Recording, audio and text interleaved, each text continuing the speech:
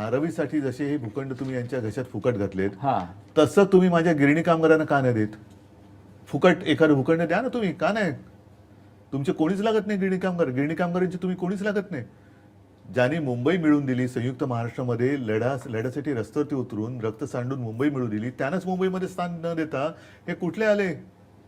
त्यांच्यासाठी तुम्ही मुंबई म्हणजे पूर्वी असं म्हणतात की त्या इंग्रज ह्याला त्या कोणाला तरी ती आंदण दिली होती मुंबई, पोर्तुगीज का इंग्रज कोण होते त्यांना, तसे तुम्ही यांना अदानींना आंदण देताय. काय संबंध आहे?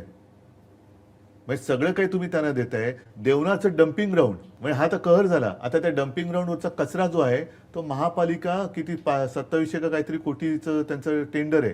आता जी काय माहिती मिळते की तो कचरा साफ करण्याचा टॅक्स नागरिकांवरती लावणार, भूखंड अदानीला देणार. एवढंच नाही तर मला आणखीन पुढचं जे कळलं ते खरं असेल तर आणखीन भयानक आहे, ती काम साफसफाई करणारी कंपनी सुद्धा अदानीची. म्हणजे हा देश अडाणी चालवतायत, अदानी चालवतात किंवा अडाणी चालवतात.